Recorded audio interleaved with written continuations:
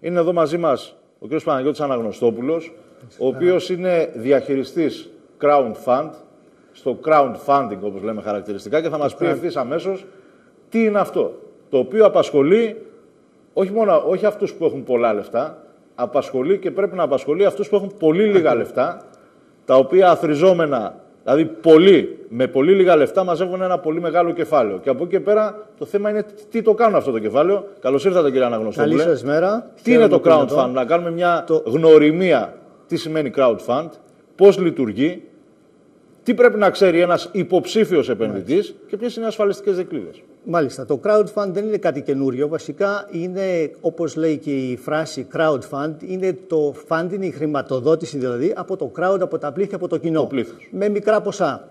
Αυτά τα μικρά ποσά βέβαια κάνουν το μεγάλο το ποσό, το οποίο μπορεί να χρησιμοποιήσει κάποιος για μια επένδυση. Αυτή η επένδυση μπορεί να είναι μια καινούρια ιδέα, μπορεί να είναι ένας φιλανθρωπικός σκοπός, μπορεί να είναι και όπως παράδειγμα η καμπάνια του Ομπάμα που μάζεψε 137 εκατομμύρια για να επανεκλογή του. Αυτό όμως για να δώσει κάποιος λεφτά και μικρό ποσό χρειάζεται κάποιο αντάλλαγμα. Αυτό το αντάλλαγμα μπορεί να είναι ένα ευχαριστώ, μπορεί να είναι ένα t-shirt ή μπορεί να είναι μερίδιο στην εταιρεία. Μάλιστα. Αυτό είναι το πιο σημαντικό, γιατί το πιο εύκολο πράγμα είναι κάποιος να πει χρηματοδοτώ μια συναυλία ή χρηματοδοτώ μια προεκλογική εκστρατεία. 5.000 ευρώ δεν σου φτάνουν, είναι ένα ποσό που μόνο στην κατανάλωση μπορεί να διοχετευτεί. Μάλιστα. Αν είναι όμως 5.000 ευρώ επί 5.000 ανθρώπους, 25 εκατομμύρια ευρώ, είναι ένα πολύ μεγάλο κεφάλαιο. Πολύ σημαντικό. Και πάμε να δούμε αυτό το κεφάλαιο τώρα, για να έχουμε και την έννοια της επένδυσης, που μπορεί να διοχετευτεί. Για παράδειγμα, το crowdfunding κάνει focus στις καινοτόμες ιδέες. Ποιες είναι αυτές οι καινοτόμες ιδέες, και το λέω για με την εμπειρία σας, γιατί είστε μεταξύ Ελλάδος και Μεγάλης Βρετανίας. Στη Μεγάλη Βρετανία έχει προχωρήσει αυτή η επιχειρηματική, να το πούμε έτσι, ιδέα. Θέλω να μου πείτε σε τι έχει εφαρμογή και κυρίως εδώ στην Ελλάδα σε ποια πεδία μπορεί να βρει εφαρμογή. Για να σας το πω αυτό, καλύτερα να σας πω υπάρχουν τρία είδη crowdfunding. Το πρώτο είναι αυτό που λέμε το donation-based ή reward-based, δηλαδή αυτό που δίνουμε με κάποια αντάλλαγμα, κάποια αμοιβή. Υπάρχει το άλλο που είναι το lending-based, δηλαδή δανείζουμε. Κάποιος έρχεται και λέει: εγώ είμαι μια εταιρεία και χρειάζομαι 20.000 στερλίνες Αγγλίας. Έτσι. Πηγαίνω στο ίντερνετ και ζητάω αυτά τα λεφτά. Και έρχεται ο κόσμος και ο κάθε ένας με κάποιο επιτόκιο για κάποιο χρονικό διάστημα μου δίνει λεφτά. Μάλιστα. Το τρίτο είναι αυτό που σας είπα, το equity base, που δίνω μετοχές. Μερίδια στην εταιρεία μου. Λοιπόν, τι γίνεται αυτή η διαδικασία. Εγώ αυτό που κάνω είναι ανεβάζω την ιδέα μου στο ίντερνετ και περιμένω να έρθουν τα λεφτά. Αυτό είναι το... Μπορείτε να μας πείτε μια καινοτόμα ιδέα η οποία κινητοποίησε πλήθη και άρα κεφάλαιο. Να σας πω, στο donation based, δηλαδή σε αυτό στις δωρεές στην ανταμοιβή, έχουμε τελευταία, υπήρχε μια ταινία ελληνική, αυτή η Αλφα, η οποία μάζεψε από το kickstarter.com, που είναι μια αμερικανική πλατφόρμα για donation based, ζήτησε 60.000 ευρώ και πήρε 64.366 ευρώ. Μάλιστα. Μάζεψε για να κάνει αυτή την ταινία. Ως αντάλλαγμα έδωσε δωρεά εισιτήρια, ευχαριστήρια κτλ. Αναλόγως το μικρό ποσό που έδωσε ο καθένας. Μάλιστα. Που μπορεί κάποιος να ήταν και μια ωραία διαφήμιση με ένα πολύ μικρό ποσό που να την κεφαλαιοποιήσει σε μια άλλη επιχείρηση σε μια επιχείρηση που δραστηριοποιείται σε κάτι άλλο. Αυτό που είπατε είναι πολύ σημαντικό, γιατί όχι μόνο μαζεύεις λεφτά, αλλά κάνεις marketing για την ιδέα σου. Μάλιστα. Δηλαδή δωρεάν marketing. Ακριβώς. Είναι φανταστικό ένα δωρεάν πράγμα. Marketing με πολύ χαμηλό κόστος. Πάρα πολύ. Γιατί με τα social media τώρα, αυτό το marketing, εγώ πάω και βάζω 50 ευρώ ας πούμε, σε μια ιδέα. Το βάζω στο Facebook, το ακούνε άλλοι 100. Να η διαφήμιση. Να η διαφήμιση. Το κάνει και ο άλλος, άλλοι 100 στο Twitter και γίνεται viral. Προφανώς αυτό έχει να κάνει με την ωραία πλευρά της ζωής, την προσφορά, την αγαθοεργία ή αν θέλετε τον συνδυασμό προσφοράς και αποκόμισης ωφέλους σε μεσομακροπρόθεσμο στάδιο, με την έννοια ότι διαφημίζω μέσα με τα 50 ευρώ που έβαλα. Το θέμα τώρα είναι τι θα γίνει στην περίπτωση που κινητοποιούμε 5.000 ανθρώπους με 5.000 ευρώ και πρέπει να τους πουλήσουμε μια καινοτόμα ιδέα από την οποία θα έχουν μια πολύ καλή ετήσια απόδοση με βάση το κεφάλαιο που έβαλαν. Λοιπόν, αυτό είναι ένα άλλο... Εκεί που κινούμαστε, τι δείχνει η διεθνής εμπειρία. Κοιτάξτε, όπως όλα τα πράγματα, στις μετοχές, ό,τι μετοχή και να πάρεις, παίρνεις ένα ρίσκο. Σωστά. Όπως ξέρουμε σήμερα, παίρνεις ρίσκο και να βάλεις λεφτά και στην τράπεζα, με την Κύπρο. Έτσι. Λοιπόν, αυτό το παιχνίδι, στον αιώνα που ζούμε, έτσι είναι πρέπει να σκεφτείς όταν βάζεις ένα ποσό σε κάτι γιατί το βάζεις. Εγώ μπορεί να βάλω σε μια καινοτόμο ιδέα την οποία την πιστεύω. Δηλαδή ψάχνω στο Google και λέω, έρχεται κάποιος και μου λέει, εγώ θα φτιάξω αυτό το μολύβι, θα το πουλάω για 10 ευρώ. Μπαίνω εγώ στο ίδιο και λέω, κάτσε ρε εσύ, 10 ευρώ, τρελαθούμε. Κάνω δηλαδή εγώ το δικό μου market research και καταλαβαίνω ότι ο άλλος αν μου λέει μπαρούφες ή όχι.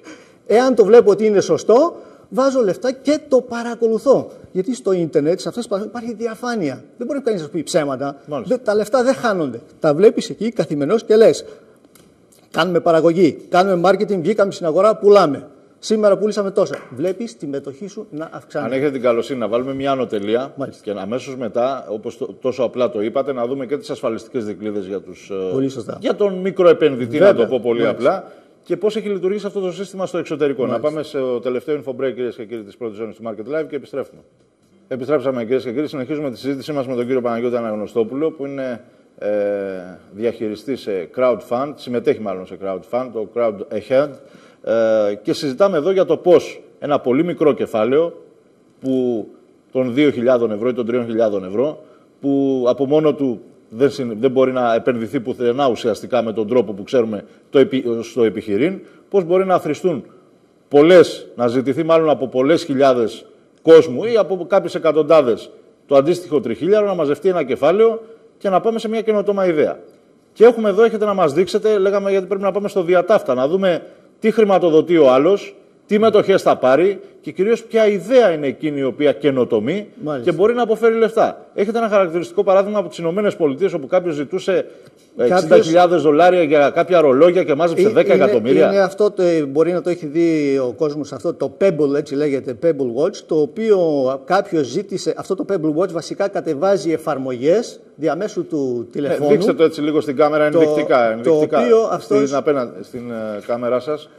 Αυτός ο κύριος τέλος πάντων ζήτησε $100.000 και μάζεψε 10.266.000, ας πούμε, από 69.000 κόσμο, με μικρά ποσά, για να βγάλει αυτό το προϊόν στην αγορά. Αυτό το προϊόν, το ρολόι, το καινοτόμο. Αυτό το προϊόν, ο καθένας μπορεί να μπει στο kickstarter.com και να κάνει Pebble, για να το ψάξει και θα δει αυτό που σας λέω. Αυτή τη στιγμή αυτό πουλιέται στην αγορά, καλά στην Αμερική και μπορεί να το αγοράσει κανείς διαμέσου του ίντερνετ. Λοιπόν, επίσης ένα άλλο... 10.266.000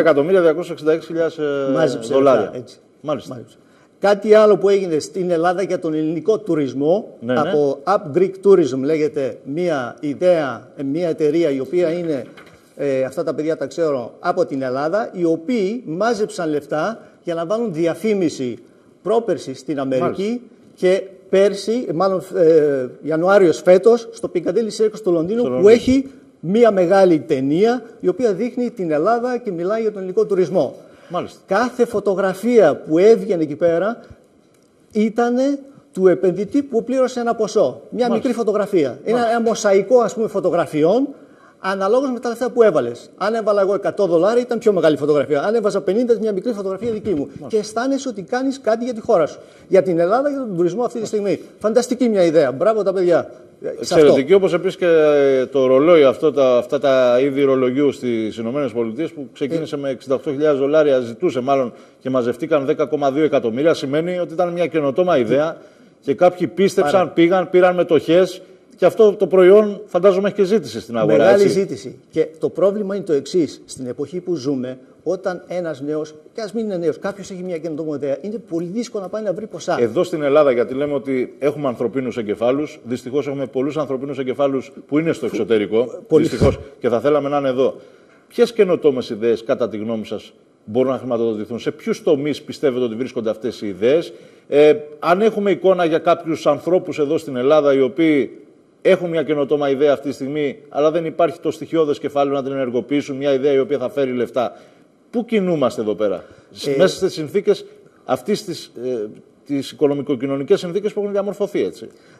Γενικά, εάν έχεις μια καινοτόμα ιδέα, οτιδήποτε ιδέα έχεις, ανεξάρτητα σε ποιο τομέα είσαι, είναι να μπορείς να την παρουσιάσεις. Αυτό είναι το πολύ σημαντικό. Καμιά φορά μπορεί να έχεις τη φανταστική ιδέα, αν δεν ξέρεις πώς να την παρουσιάσεις, χάνεις όλα. Ακριβώς. Γι' αυτό σε όλες αυτές τις πλατφόρμες, Kickstarter, Indiegogo, Crowdcube, οτιδήποτε λέγονται, το πρώτο που σου ζητούν είναι να κάνεις ένα καλό business plan, ένα βιντεάκι να εξηγείς τι θέλεις να κάνεις, πώς θα το φτιάξεις, τι θα κάνεις με τα λεφτά που θα πάρεις. Στο ίντερνετ. Ναι, γιατί πρέπει να είσαι πολύ πιστικός στον επενδυτή ότι τα λεφτά που θα πάρεις δεν θα πας να αγοράσεις τη Ferrari. Όχι περισσότερο, πρέπει να πείσεις ή τέλος πάντων να υπάρχουν και ασφαλιστικές δικλείδες ότι αυτός που θα βάλει τα 500 ή 1.000 ευρώ πρέπει να ξέρει... δεν θα τα πάρει κάποιος άλλος επιτίδιος και θα γίνει καπνός. Με αυτή την έννοια. Πολύ σωστά, γιατί στο ίντερνετ πρέπει όλοι να προσέχουμε.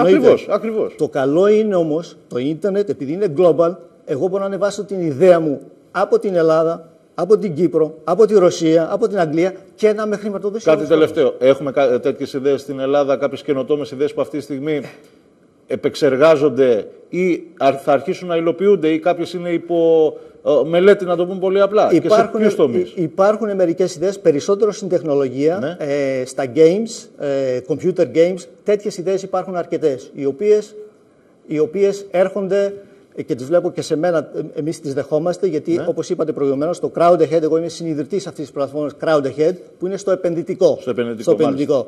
Και δέχομαι συνέχεια καινούργιες ιδέες, τις οποίες όταν θα πάμε live τον επόμενο μήνα, ελπίζω να τις ανεβάσουμε. Και να βρούμε επενδυτές global.